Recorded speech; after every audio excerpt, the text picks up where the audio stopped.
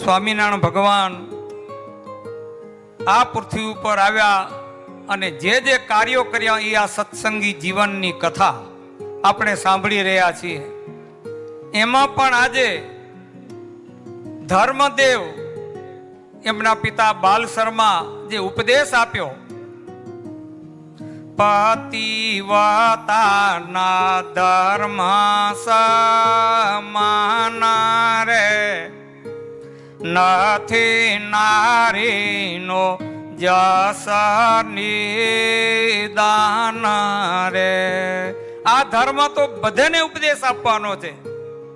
તમારા દીકરી હોય, પુત્રવધુ હોય, એ ધર્મ જો એમને ઉપદેશ આપ્યો હોય તો જીવનમાં આલોકમાં સુખી અને પરલોકમાં સુખી. આ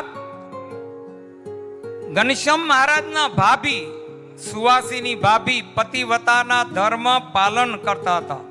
કેવી શક્તિ આવી! અયોધ્યા નગરીમાં સરજુ નદીમાં પૂર આવ્યું અને ઈ સરજુ નદી અયોધ્યા નગરીને તાણી જાય આવી જોરદાર વેવા લાગી. હવે આ સરજુ નદી શાંત કેમ થાય? તો કે પતિવતા સ્ત્રી જો વધાવે ને તો આ સરજુ નદી શાંત થાય. એની આજ્ઞા પાડે. પતિવતા સ્ત્રીની આજ્ઞા કોઈ પણ ઉલ્લંઘી ન શકે.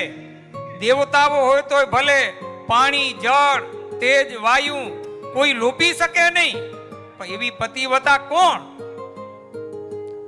રાજાને સમાચાર આપ્યો કે ધર્મદેવના પુત્ર રામ પ્રતાપભાઈ એમના પત્ની સુવાસીની ઈ પતિવતા છે, એને તમે કહો અને ઈ જો વધાવે તો આ સરજુ નદીનું જળ શાંત થાય. રાજા ત્યાં આવ્યા ધર્મદેવના ઘરે. સુવાસીની ભાભીને આગ્રહ કર્યો. ઘનશ્યામ મહારાજ કે ભાભી તમે જાઓ. ઘનશ્યામ મહારાજની રજા મળી. ભાભી હાથમાં ચુંદડી, નારિયેલ, પુષ્પ, ચોખા, સતી હે સરજુને વધાવ્યા, પૂજા પ્રત્યક્ષ લેવાને આવ્યા. થયા સરજુ અદૃશ્ય જ્યાં, બધું જળ સમી ગયું ત્યાં. સુવાસીની ભાભી સરજુ નદીને જ્યાં વધાવા જાય ત્યાં મૂર્તિમાન સરજુ મૈયા ઈ સુવાસીની ભાભીના હાથમાંથી નારિયેલ, ચુંદડી, હાર, પુષ્પ, ચોખા ઈ ગ્રહણ કર્યા, પોતાના હસ્તમાં લીધા અને ઈ સરજુ નદી જ્યાં હાથમાં લઈને જ્યાં પાણીમાં ડૂબકી મારી તેવું જ પાણી હળુડાટ કરતું એ સરજુ નદીમાં સમી ગયું, શાંત થઈ ગયું. એ માણસોએ તાલીઓ વગાડી, જય જયકારના ધ્વનિ થયા કે સુવાસીની ભાભી પતિવતા ઈ સાચા છે.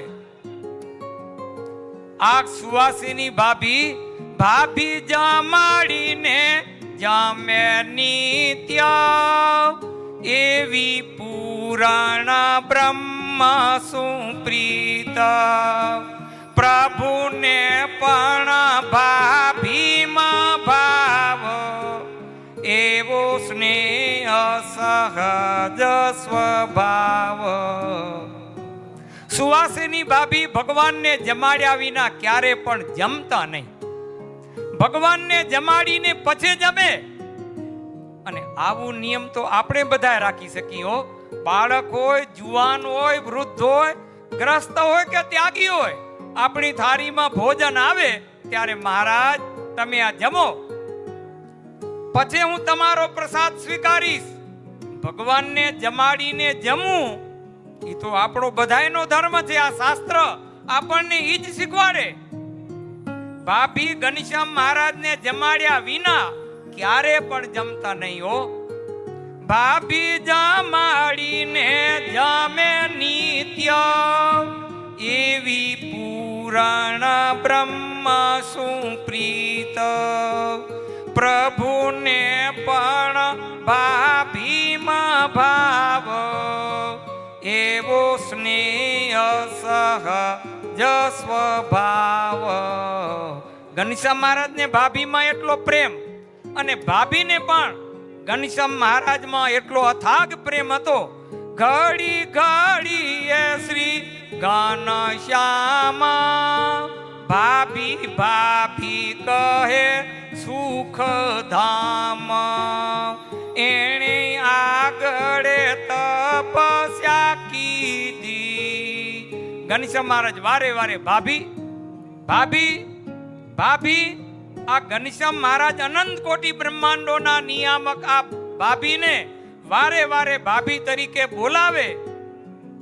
એની આગલા અનંત જન્મની તપશ્ચર્યા, જેને સાધના કરી છે એનું ફળ એને ભગવાન આપે છે. ઈ આજે ભગવાન એમના દિયર થયા. અને ઈ ઘનશ્યામ મહારાજમાં ભાભીને પ્રેમ, ભાભીને ભગવાનમાં પ્રેમ, એવો પ્રેમ આપણે આ શાસ્ત્રમાંથી તમને ને અમને એ શીખવાનો છે. કથા વાર્તા સાંભળી કરીને ભગવાનમાં કેમ પ્રેમ થાય, ભગવાનમાં કેમ આવી ભક્તિ જાગે, એ આપણે બધાને કરવાનું છે. આ સત્સંગી જીવનની કથા આજે આપણે સાંભળીએ છીએ, હજી સાંભળવાની છે. આપણા જીવનમાં આવી કથા વાર્તા સાંભળી, આવા ઉત્સવો મોટા મોટા તમે બધા ધન આપ્યું. ગઈ સાલે ખૂબ તમે આપ્યું, ખૂબ તમે આપ્યું ને આ વર્ષે પણ તમે ખૂબ તમે દાન છૂટા હાથે આ વડીલ સંતોની આજ્ઞામાં તમે બધાએ રહ્યો છો. મોટા સંતની કૃપા, એના આશીર્વાદ તમે લ્યો છો. મોટા પુરુષ પ્રસન્ન થાય, ભૂનું પારબ્ધ સુધરી જાય. મોટા પુરુષ જો રાજી થઈ જાય, આપણા ગમે એવા પારબ્ધ હોય એ નાશ થઈ જાય. તમે બધાએ કરો છો અને કરતા રહેજો એવી ભગવાન સ્વામિનારાયણના ચરણોમાં પ્રાર્થના. બોલો શ્રી ઘનશ્યામ મહારાજની, શ્રી વૃંદાવન વિહારી હરિકૃષ્ણ મહારાજની.